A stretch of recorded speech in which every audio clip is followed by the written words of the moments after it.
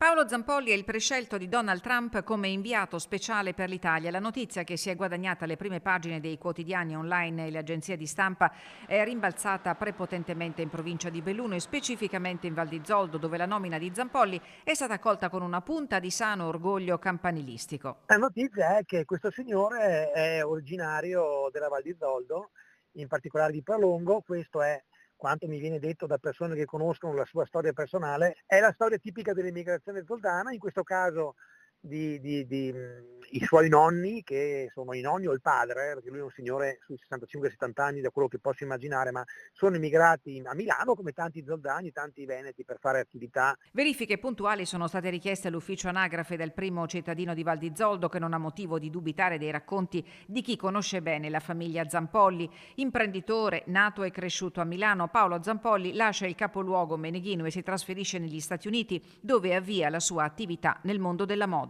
New York ha aperto un'agenzia di modelle, a quanto pare, e tra queste c'era naturalmente Melanie Trump, e lì si sono conosciuti e è nato il rapporto che ha portato poi a dare fiducia a questa persona, che pare abbia anche ricevuto altri riconoscimenti negli Stati Uniti. Una notizia che si aggiunge alle ricche storie di emigrazione di donne e uomini partiti dalla Val di Zoldo per cercare fortuna. Una vicenda che ha a che fare, diciamo, con i giorni nostri, no? Quindi insomma ha un aspetto, un appeal particolare, al di là di come poi uno voglia pensarla su Trump e sulle sue iniziative. Ma insomma noi da spettatori curiosi come siamo, ci piace anche sapere, insomma, che la Val di Zoldo ha messo, diciamo, la bandierina anche su questa vicenda.